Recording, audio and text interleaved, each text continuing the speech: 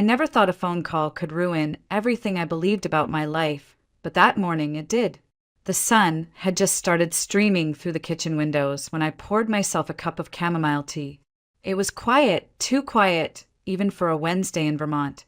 The fridge hummed gently, the floor was cool beneath my feet, and for a moment I let myself believe the world was still simple. I stood there, sipping slowly, trying to remember if I'd bought milk the day before. Michael had always reminded me about small things like that. He wasn't perfect. Our marriage had its cracks, but he was my husband. We'd been together for 7 years. We had routines, shared meals, a rhythm that I thought meant we were okay. Then the phone rang. It was one of those old landline phones with a shrill, jarring tone. I nearly spilled my tea as I rushed to pick it up. "Hello," I said, balancing the receiver on my shoulder. "Is this Mrs. Bennett?" The voice was male, formal, hesitant. "Yes," I replied, suddenly alert. My fingers tightened around the ceramic cup. "Who's this?" I'm calling from North Valley Medical. I'm afraid I have some difficult news. Your husband, Michael Bennett, he was in a car accident this morning. He didn't make it." For a second, I thought I'd misheard him. I waited for another sentence, something to soften the blow, to make it less real. But it didn't come. Only silence and the sound of something sharp breaking inside me. "What?" I whispered. "No, there must be a mistake. Michael he just left for his business trip last night." "Are you sure it's—" "I'm very sorry, ma'am," the man continued, and I could tell he was struggling too. "There's more you should know." My heart was pounding. My knees felt weak. I sat down slowly at the kitchen table, the chair legs scraping across the tiles like a scream. What else?" "He wasn't alone in the car," the man said. "There was a woman. She also died at the scene." I didn't say anything. "We identified her as a woman named Erin Mitchell. We believe she was involved with your husband." A sound left my throat, dry, breathless, and unfamiliar. Not quite a gasp, not quite a cry. And he hesitated again, and I already knew what was coming, like watching a nightmare unfold in slow motion. "We discovered they have children, twin daughters. They're 6 years old. Their next of kin is unclear. We're reaching out to extended family. But we thought you should know." I dropped the cup. It shattered against the floor, the tea staining the tiles like old blood. My hand was trembling, my whole body shaking with a cold that had nothing to do with the temperature. Michael had children, twin daughters, with another woman, and I never knew. The world spun. The walls seemed to tilt, and I had to grip the edge of the table just to keep myself grounded. My ears rang, my vision blurred. The man kept talking. He said something about legal procedures, about next steps, but his voice was just noise now, like static in a room that no longer felt like mine. I don't remember hanging up. I don't remember how long I sat there staring at the broken porcelain on the floor. Minutes, hours maybe. I only remember one thought pulsing in my head, like a drumbeat. Michael was dead, and he had lied to me about everything. How could I have been so blind? He wasn't just unfaithful. He had an entirely separate life. A woman, children, secrets so big they could crush me. And they did, over and over, like waves that wouldn't stop. Eventually, I forced myself to move. I swept up the shards, tossed the tea-soaked towel into the sink, and stared out the window at the street we used to walk together.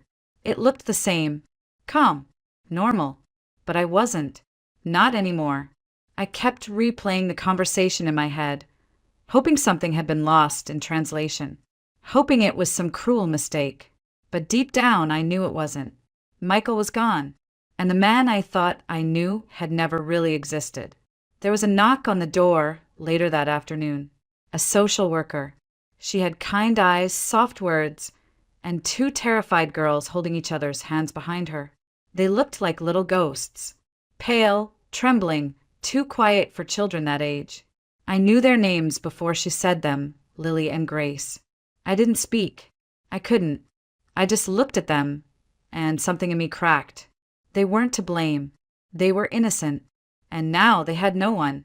That night, I lay in bed, staring at the ceiling, unable to sleep. Not because of Michael, but because of the way Lily had looked at me. Hopeful, scared, and somehow trusting. Like she was asking for something, even if she didn't know what it was. I didn't know what I would do. I only knew this. If I turned them away, I'd be no better than the lies he left behind. And I was done living in his shadow. The funeral was small, quiet, almost hollow. Michael's side of the family, what little there was of it, showed up in black suits and stiff handshakes, barely meeting my eyes. Aaron's relatives weren't there. No one claimed the girls. No one stepped forward to speak for them. It was like their parents had vanished and the world had simply moved on. I stood under a gray sky, the wind tugging at my coat, watching two tiny girls cling to each other beside a casket they were too young to understand. Lily's hand never left Grace's, and Grace didn't look at anything but the grass. They didn't cry. That was what broke me the most. Children should cry when they lose everything. These two had already learned not to. The social worker approached me again after the service. She said they could go into temporary foster care, that there was paperwork, protocols, resources that could be tapped into. But I wasn't really listening. I was staring at Lily's shoes. Pink sneakers with a tiny rip along the side. I don't know why that's what made it real for me. Not the death, not the betrayal, but that torn little shoe on a girl who had no idea who I was. And yet, something inside me said, don't let them go. So I didn't. That evening, I brought them home. My house wasn't childproof. It smelled like lavender and old wood polish, not crayons and cookies. I had no toys, no extra toothbrushes, no bedtime stories memorized. But I made space. I cleared out the guest room, washed the sheets, and set out two stuffed animals I found in a box from when my niece visited years ago. I had no idea what I was doing, but I couldn't let them disappear into the system. The first few weeks were quiet. Lily asked questions about everything. What time was dinner? Could she have a night light? Did I know how to braid hair? Her voice was small but curious. She was trying. Grace, on the other hand, barely spoke. She watched me with wide eyes from behind her sister. She spent hours alone, drawing in a little spiral notebook I hadn't even noticed she'd brought. Her sketches were surprisingly good. Houses, trees, animals, always in pencil, always with gentle shading. She never showed them to me, but sometimes she'd leave one on the kitchen counter, folded with no name. I hung them on the fridge anyway. I didn't tell anyone at first. Not my coworkers. Not my closest friends. Eventually, word got out. A few neighbors gave me odd looks at the grocery store. One coworker whispered, "You're stronger than I'd ever be," as if pity and admiration came in the same breath. But I didn't need their understanding. I just needed the girls to feel safe. I wasn't ready to explain what had happened, or why I'd made the choice I did. The questions would have been endless. Aren't they his lover's kids? Why would you take them in? Don't you feel betrayed? Yes, I felt betrayed, devastated, hollowed out. But I couldn't punish two innocent girls for Michael's lies. They didn't ask to be born into a secret. And the truth was, I needed them too. They gave my mornings purpose, my evenings structure. My grief had been shapeless until then. Now it had hands to hold, little shoes to tie, voices calling from the hallway asking if it was okay to open the pantry. They grounded me whether they knew it or not. Of course, not every moment was sweet. There were tantrums, nightmares, silent dinners where no one knew what to say. I burned dinner more than once. Lily cried when I accidentally washed her favorite shirt with bleach. Grace got sick and refused to let me touch her forehead with a thermometer. I doubted myself daily. Was I doing enough? Was I the right person? Would they ever see me as more than the woman their father lied to?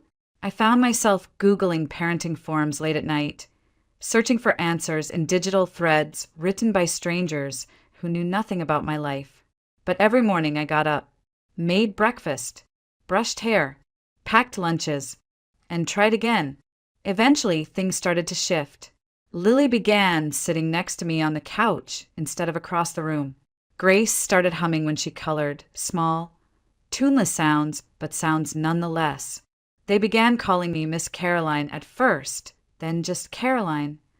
Then one day, Grace slipped and said Mommy before catching herself. She looked mortified, but I didn't correct her. I just smiled and made pancakes. By the end of that first year, we had routines, inside jokes. Years passed quietly, each one marked by back-to-school nights, birthday candles, and scraped knees. By the time Lily turned 14, she had already started managing the family grocery list. Grace filled sketchbooks faster than I could keep up with. I wasn't just raising children. I was witnessing them become themselves. Favorite songs in the car. We baked cookies that always came out too hard. We danced in the living room to songs from the radio. I bought bunk beds with stars on the frame. They picked out their own blankets. Lily chose sunflowers. Grace picked deep green. One night, as I tucked them in, Lily whispered, "Do you think Daddy can see us?" I froze. Then I knelt beside her bed and said softly, "Maybe. But I think he'd be proud of how brave you are." She nodded, and that was the last time she ever asked about him for a long while. I still cried sometimes, alone in the laundry room with a towel pressed to my face. The betrayal hadn't vanished, but it was no longer the center of my story. These girls were, and I was no longer just surviving. I was becoming their mother. By the time they graduated high school, our tiny home was full of college brochures and part-time job schedules. Lily got into a state university with a full scholarship in accounting. Grace chose a smaller art school 2 towns over, majoring in interior design. I helped them pack, cried when they left, and celebrated every call that came after. 16 years went by before I realized just how much we had built together, not from blood, not from names on paper, but from ordinary days stitched together by love. Lily and Grace grew into young women before my eyes. They each had their own rhythm, their own voice, their own way of being. Lily was steady, focused, drawn to order and structure. She'd always been the one to check her planner twice, to color code her highlighters, to balance a checkbook before she ever got her license. Grace was her mirror opposite, restless, intuitive, sensitive to light and texture and sound. She filled sketchbooks with color, rearranged her room monthly, and dreamed about spaces the way I used to dream about flavors. They were so different and yet both mine. They called me Mom now. It had slipped into our lives gradually, like the way winter becomes spring. You don't notice the first warm breeze until it's already wrapped around your skin. And I never asked for it. I never dared to expect it. But when it came, it felt right. I kept working, kept saving, kept the house warm and the fridge full. But I let go of a lot of things too. My dreams, mostly. I'd stopped talking about the cafe years ago. There were moments I wanted to bring it up, when I saw a vacant storefront or read about a new bakery. But then Grace would need new art supplies. Lily would need gas money for the drive home. And my dreams would quietly fold themselves back into the cupboard. It didn't feel right to want something for myself. Not when college bills and car repairs loomed. Not when late-night tutoring and office janitorial shifts filled every spare hour. Some nights, I'd pass by the spice rack and touch the glass jar of cinnamon, wondering if it still smelled the same. But I didn't open it. I didn't let myself. We didn't talk much about Michael. Not because we avoided him, but because he simply faded. The girls remembered him vaguely, like a distant relative you saw at weddings. A voice, a shadow, a vague outline of someone they might have known. I never gave them details. I didn't want to lie, but I also didn't want to pass on bitterness. But the questions came anyway. One evening, just as the sun was dipping below the maple trees out back, Lily looked up from her dinner and asked, "What was he like?" I paused, my fork frozen in the air. Grace looked at me too, her expression unreadable. Lily clarified, "Our father. I mean, you never really talk about him." I felt my throat tighten. I took a sip of water I didn't need and set the glass down carefully. Then I said the only thing I could. He was a complicated man. He loved you, but he made mistakes.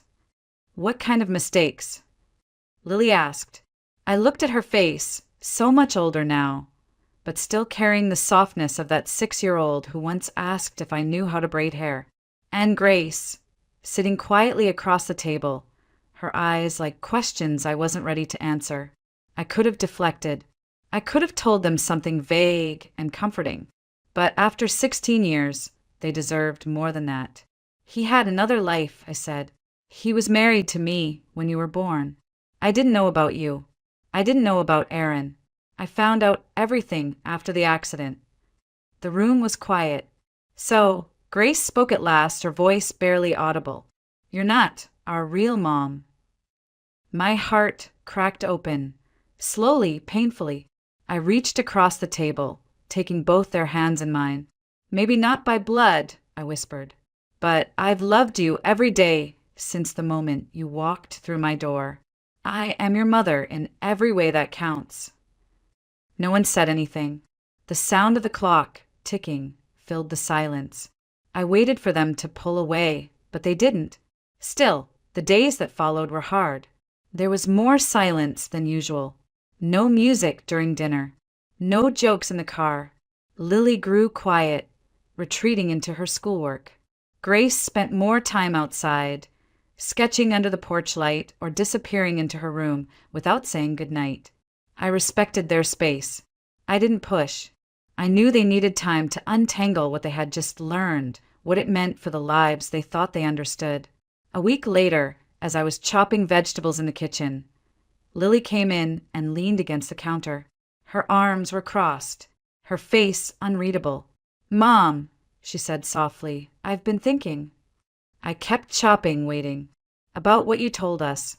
About Dad. About everything. I looked up. I was angry. At first, I thought, why didn't she tell us? Why didn't she just lie? But then I realized you never owed us a fantasy. You gave us a home. A real one. You've always been there, every step. That's what matters. I dropped the knife and pulled her into a hug, so tight I thought I'd never let go. The tears came fast. Relief, grief, joy, all tangled together. I love you so much, I whispered. You and Grace, you're my whole world.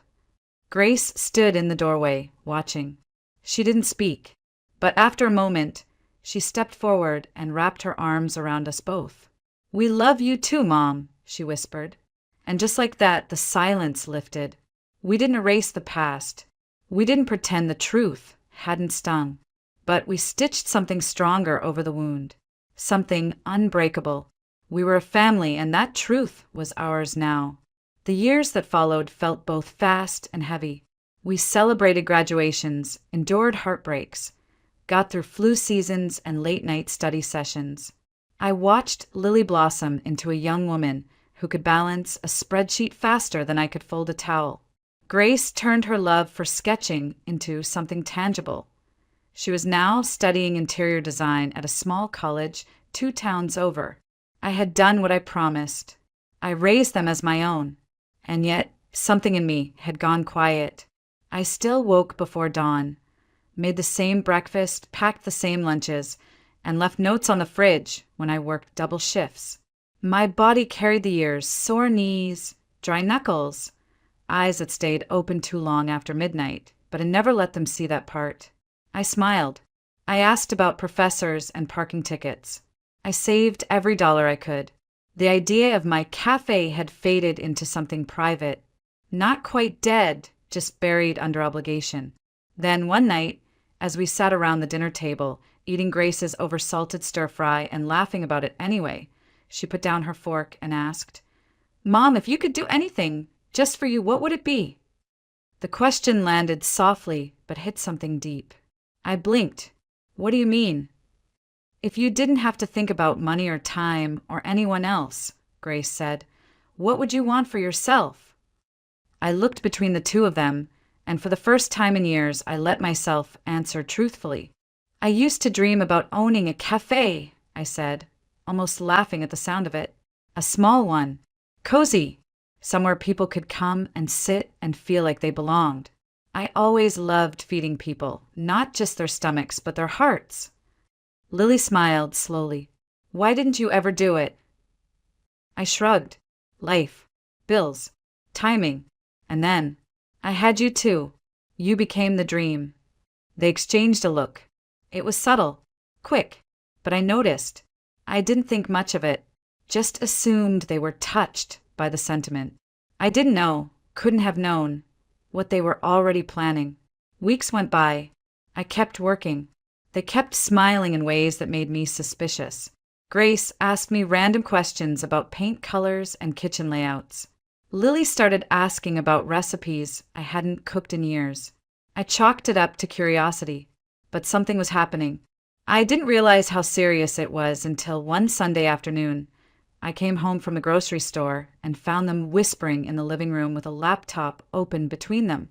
When they saw me, they jumped, literally jumped, and slammed it shut. I laughed. What are you two up to? Nothing, they said in unison. Too fast. That's when I knew something was coming. I just didn't know how big it would be. It had started as a joke one evening. Grace sketching a fake cafe logo on a napkin. Lily running mock numbers on a spreadsheet. But slowly it became real. They set up a joint savings account. Every extra dollar from internships, scholarships, freelance gigs went into it. Even birthday gifts turned into seed money. Behind the scenes, Lily and Grace had been saving.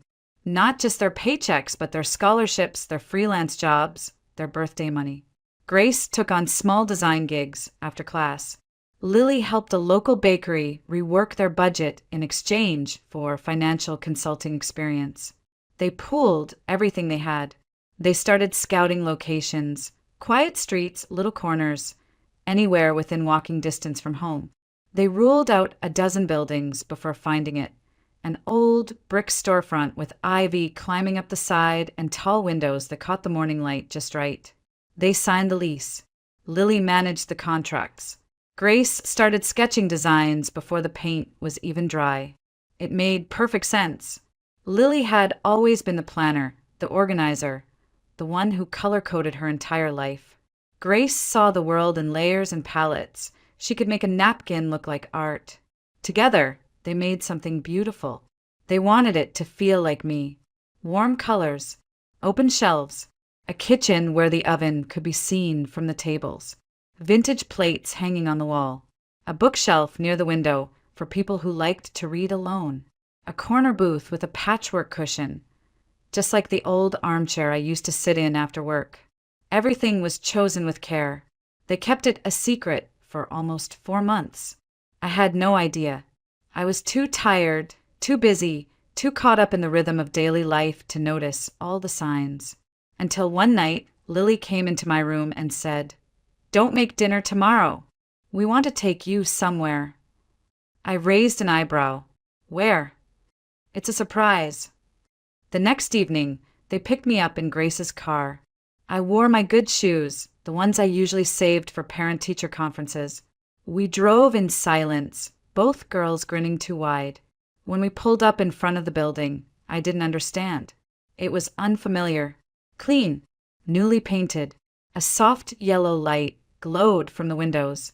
A wooden sign hung above the door, and on it, in simple dark letters, was written, "Caroline's Hearth."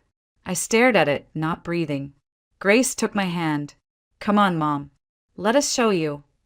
I followed them through the front door. The moment I stepped inside, I knew this place wasn't just a gift. It was love. The air smelled of cinnamon and vanilla. Light jazz played from hidden speakers. The counter was polished wood, the shelves lined with jars of tea and fresh herbs. A small group of people stood in the kitchen, waving as we entered. Friends, neighbors, faces I knew and didn't know. I couldn't finish the sentence. Lily stepped forward, her voice shaking with pride. "It's your cafe, Mom. We built it for you." I covered my mouth with both hands. My legs felt weak. "You gave us everything," Grace said. "It was time we gave something back." Tears filled my eyes so quickly I couldn't stop them. I walked around the space, touching the corners, running my hand along the countertop, opening drawers I hadn't even asked for.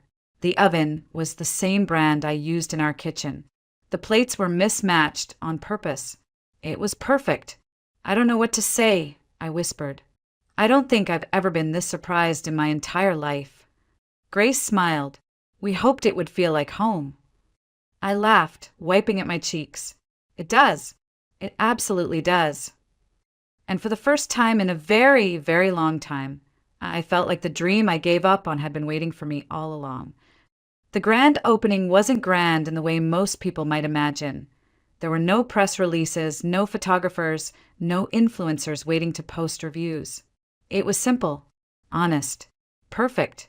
The morning of, I wore a navy blue apron with my name embroidered across the chest, Caroline's Hearth, a gift from Lily, folded carefully on the front counter.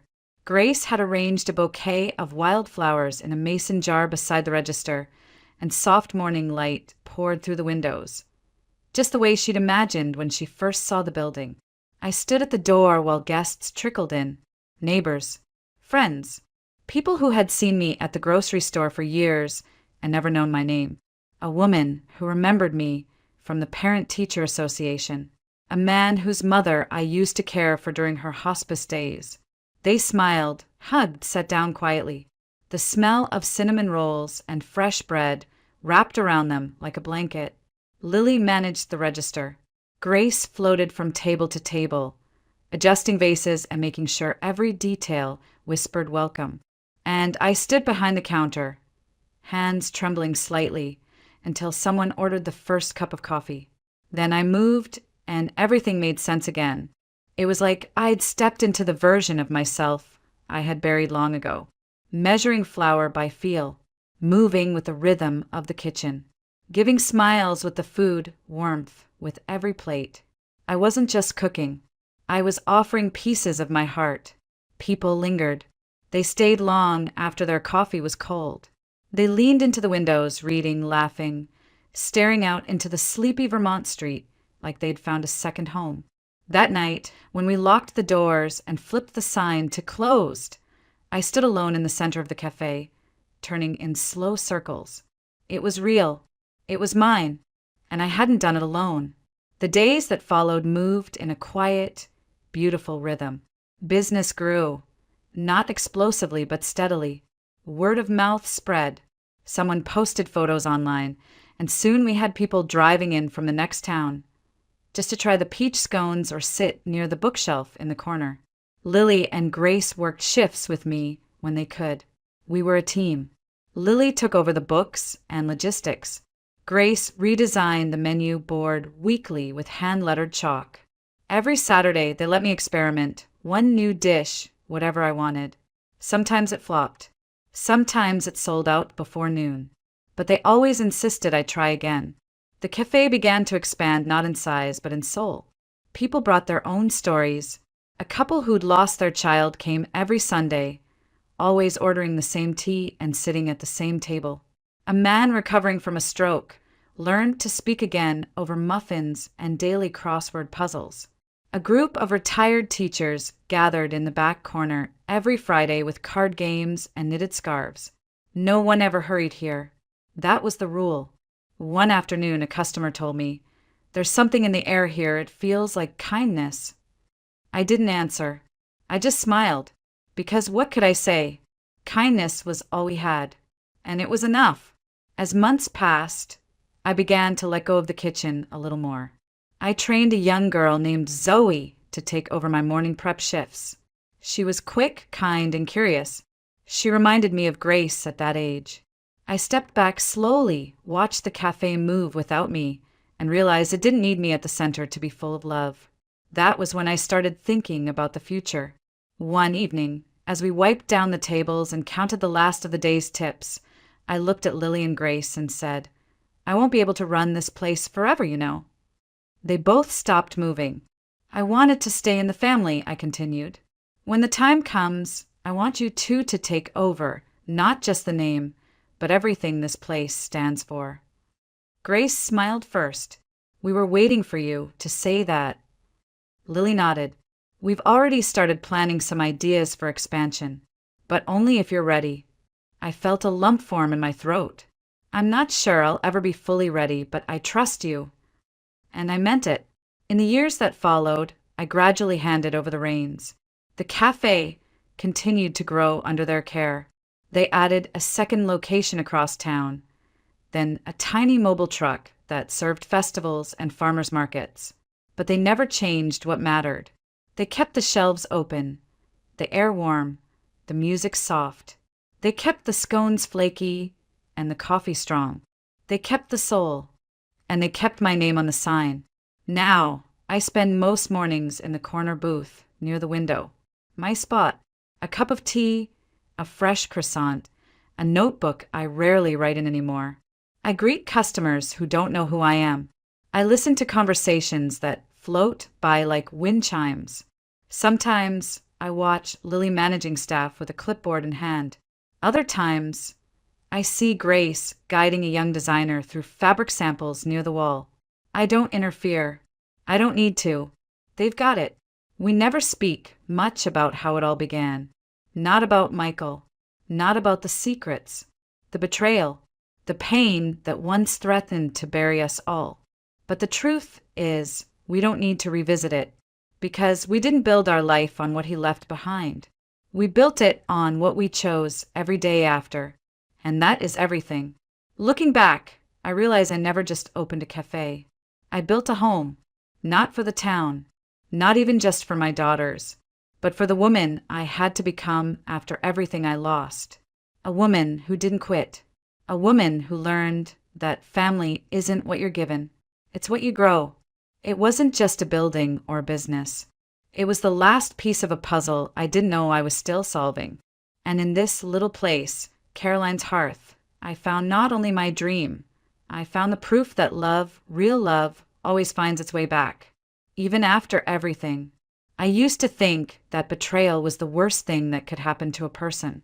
That discovering a lie, especially one that unraveled everything you believed, was something you never quite recovered from.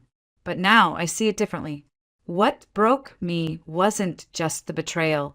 It was the silence that followed, the emptiness, the question of who I would be when the dust settled and no one was left standing beside me. But the truth is, I wasn't alone.